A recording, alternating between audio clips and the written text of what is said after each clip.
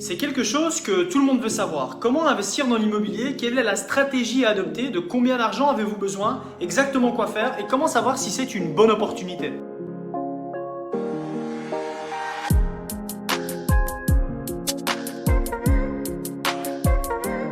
Futurs investisseurs, cette vidéo a été créée pour vous aider étape par étape dans votre investissement immobilier.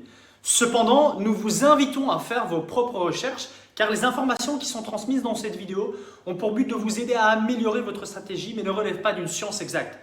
Tirez donc vos propres conclusions et surtout, n'hésitez pas à partager cette vidéo. Avant toute chose, il s'agit de différencier deux types de profils.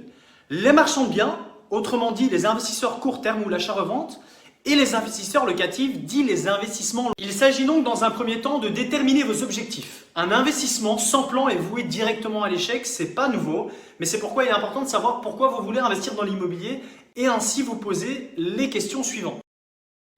D'ailleurs, la première question qui nous vient à l'esprit, elle est très simple. Dans quel but souhaitez-vous acheter? Est-ce que vous recherchez la liberté financière à travers vos investissements ou plutôt un placement pour garantir un meilleur confort lors de vos vieux jours?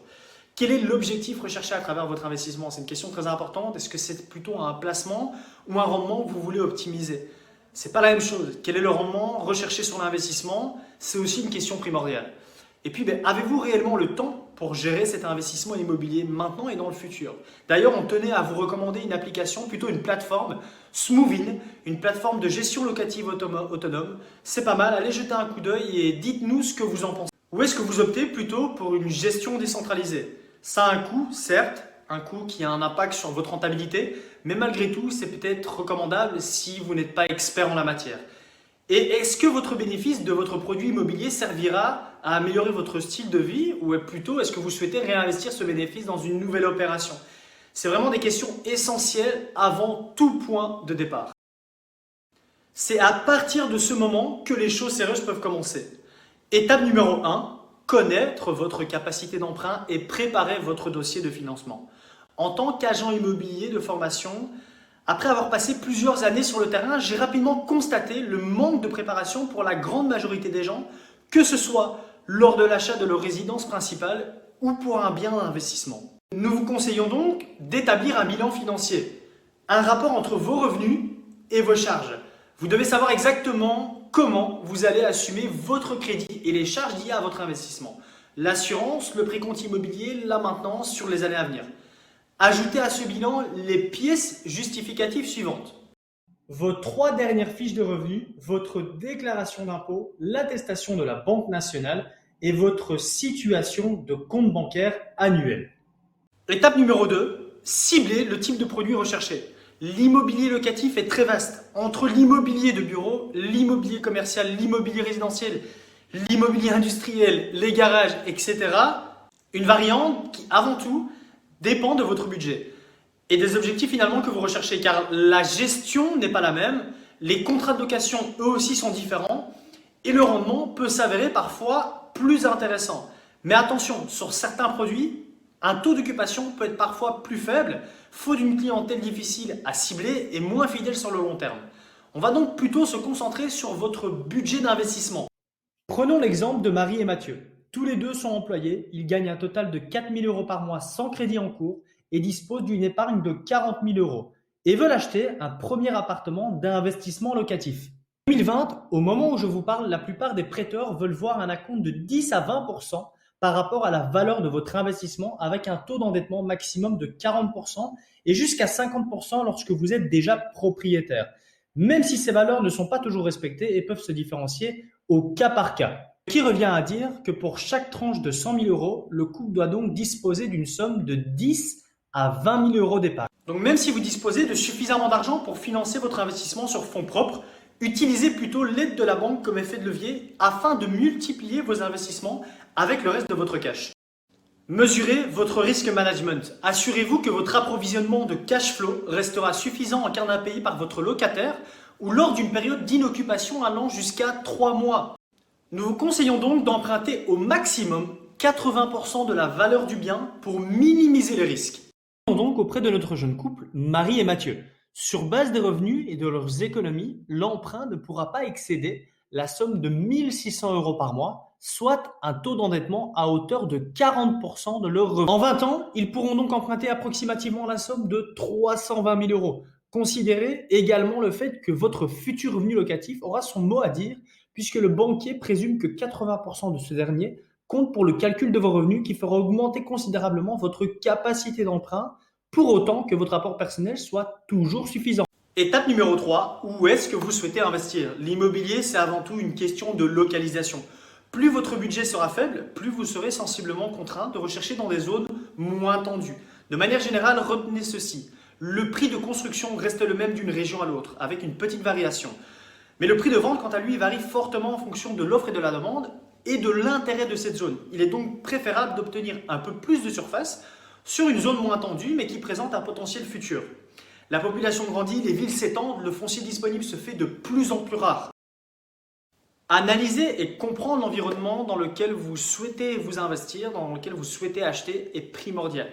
Vous devez connaître les projets futurs qui visent à améliorer la qualité de vie des habitants sur la zone recherchée et les produits les plus recherchés disponibles sur le marché, à savoir des 1 chambre, 2 chambres, 3 chambres, proportionnellement à la taille des ménages. Qu'en est-il également de la concurrence sur le marché? Et quelle a été la progression du marché lors des dernières années?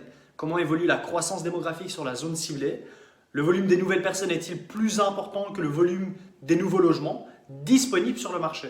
Bref, des questions très importantes comme le prix moyen du logement pour la cible recherchée. Étape numéro 4, étudier le prix de vente réel du marché immobilier en fonction des attributs que vous avez sélectionnés.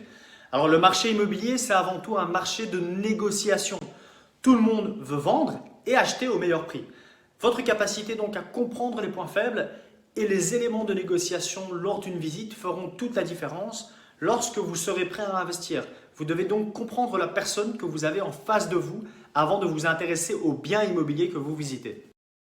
Ne vous laissez pas influencer par les spéculateurs. Des statistiques disponibles sur le marché immobilier sont accessibles à tous, dans le but bien évidemment de vous aider à mieux déterminer ce qui est juste sur le marché. Mettez vos émotions de côté, finalement vous n'achetez pas la maison de vos rêves, mais bien un produit d'investissement. Alors même si l'investissement doit vous plaire, bien évidemment, c'est donc une question de rendement après validation des points clés que vous avez soigneusement déterminés. Focalisez-vous donc sur le positionnement de l'acheteur. Dans la plupart des situations, les deux parties n'obtiennent que rarement ce qu'elles voulaient. C'est donc l'un ou l'autre qui doit sortir vainqueur de la situation. Connaître le projet du vendeur, c'est mieux comprendre la situation qui s'offre à vous. Donc soyez raisonnable, ne vous projetez pas sur des peut-être, mais sur des garanties. Étape numéro 5, faites vérifier l'aspect urbanistique et l'état de l'immeuble par un expert, si vous n'en avez pas les compétences. Donc vous avez trouvé la bonne opportunité, un bureau à réaffecter par exemple, 2 logements possibles, un peu de travaux. Finalement, c'est l'offre de rêve. Le vendeur vous garantit un changement d'affectation pour un prix d'or. Classique. Donc renseignez-vous auprès des administrations compétentes sur les éventuelles possibilités urbanistiques et la faisabilité de votre projet. Celle-ci ne peut surtout pas être mise à défaut avant de vous engager. Il vous faut donc vérifier l'étendue des travaux à réaliser s'il y en a et la faisabilité de votre projet avec ou sans garantie. À savoir s'il y a la présence d'équipements gaz, électricité, eau en suffisance, si les travaux d'assainissement sont à prévoir. Alors là, pour mes amis agents immobiliers, désolé, mais dans votre offre, prévoyez une clause qui vous protège par rapport au projet que vous avez en tête. C'est très important. Beaucoup de gens vous conseilleront bien évidemment de ne pas en mettre. Ça a certainement plus de poids financièrement auprès d'un acquéreur, mais il s'agit ici de vous protéger, d'avoir des garanties par rapport à ce que vous pouvez faire ou ne pas faire. Étape numéro 6, faites consulter votre dossier par un notaire. Avant de vous lancer, il aura pour but de vous conseiller et de vous accompagner lors de la transaction. Étape numéro 7, entourez-vous d'experts en qui vous avez confiance bien sûr, que ce soit le notaire, l'avocat, l'entrepreneur, le gestionnaire des travaux et votre assureur. Étape numéro 8, vérifiez votre rendement et incluez les taxes et frais connexes de votre projet immobilier. Alors que ce soit la TVA, les droits d'enregistrement, les frais de dossier, la commission d'agence ou encore l'entreprise en gestion de projet, calculez l'ensemble de vos coûts afin d'obtenir le prix final de votre investissement, travaux compris. De cette manière, vous serez en mesure de calculer votre rentabilité nette. Marie et Thomas viennent donc de trouver une opportunité. Prix d'achat, comme on peut le voir, 250 000 euros, des frais d'enregistrement à 17 500 euros, frais de notaire et assurance avec un total de 1 500 et 500 euros, travaux à 15 000 euros, commission d'agent 7 500 euros et un futur loyer à 1 200 euros. Un rendement net sur le projet de 4,10% donc.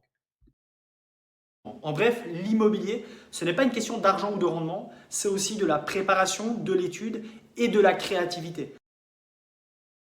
Visiter un maximum d'opportunités reste la meilleure école pour vous former et être très prochainement prêt à investir. Futurs investisseurs, merci d'avoir regardé cette vidéo. On vous donne rendez-vous pour la prochaine capsule. Et d'ici là, prenez soin de vous. N'hésitez pas à partager, liker et commenter cette vidéo.